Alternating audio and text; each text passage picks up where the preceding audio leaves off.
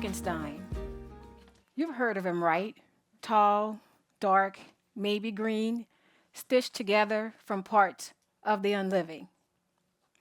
But what if I told you that's not Frankenstein? Frankenstein looks more like this: the scientist who created the creature, but not the creature himself. This is Dr. Bakelite, not Frankenstein, albeit he did create a monster, one you know all too well. Even when you're not thinking about it, it's still on your mind. It's been proven. His monster and yours is plastic. Plastic is everywhere. It's on our streets. It litters our beaches. We wear it. We drive it. We eat and we drink from it. Some people say we live for it. Well, we are dying for it too, especially if you live on the fence line of its production like I do, next to the companies that extract the oil and then refine it into petrochemicals, keeping the monster alive. I love my community. My family has been a part of this community for over 300 years. I'm 10th generation Louisianian. It's teeming with life, with wildlife, birds, squirrels, and of course gators. It is Louisiana. But that's just one half of the picture. Because on the other half, I live next to industry right here. This is why we're known as Cancer Alley, an 85-mile stretch between New Orleans and Baton Rouge, an area that has approximately 200 companies that's involved with the production of plastic, an area that is known as Cancer Alley because it has the highest risk of cancer in the country, an area that I live in the middle of. The toxins that are released from the air go into the sky, goes into our land, goes into our water. It goes into our hearts, it goes into our lungs, it goes into our dreams, and it goes into our nightmares. It goes into our houses, and it also goes into our grave sites. Those plants, most of them, are built on plantations, the system that enslaved my ancestors, and that system that enslaves us, their descendants, but with a new type of chains. The fossil fuel companies, they are the true mad scientists.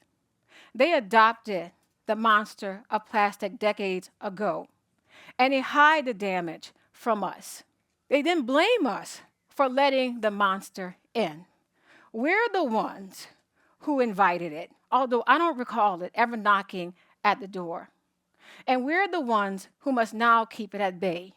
So here we are, searching for our holy water, looking for our silver bullets, trying hard not to fall for the false solutions by the many false prophets. You know the ones that talk about plastic recycling, plastic circularity, or sustainability, so that we can be convinced. They hide behind an armor of marketing. We have billboards all throughout our area with diverse groups of workers always smiling. Isn't he cute? Doesn't he look cool? Or they sponsor community trash pickup days, picking up the plastic bottles that they're so happy to produce. They also sponsor parks branded in their colors, glowing in the light that's being produced from the flares on their industrial properties. They hand out charity as if it could clean out their pollution, because they don't want you to see this. They damn sure don't want you to see this. So how do we stop the plastic by 2040? We don't, unless we stop the fossil fuel companies who produce it.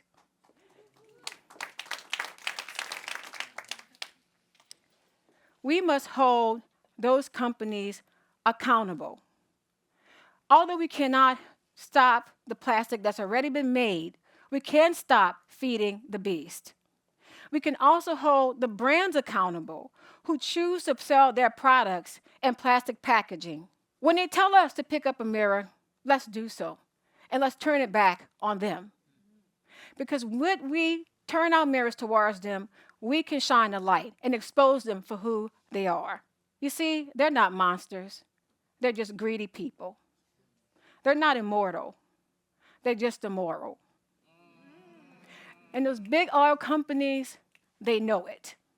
They know that non-toxic reuse systems are growing and do exist. They also know that oil and petrochemical market is at a decline. The industry is propped up by subsidies, corporate welfare.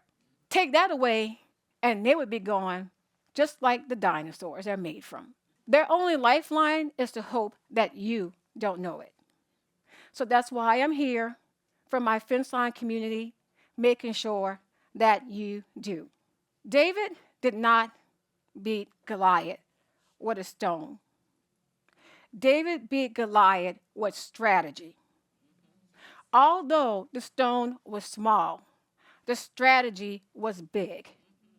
That's why we need all of you to be a part of that strategy as we work together to hold Big Oil accountable. Communities like mine on the fence line, guess what? We're fighting back.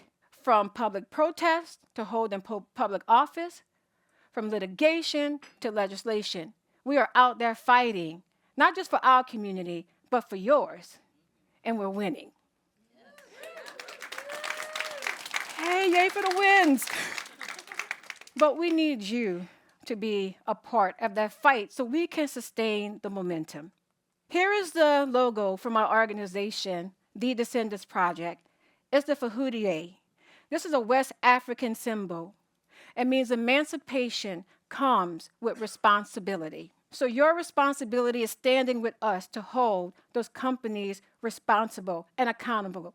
This is the only true way we can be free and break ourselves from the plastic crisis. For when we all stand together, we can prove that even the biggest monsters can be defeated, even the monster of plastic.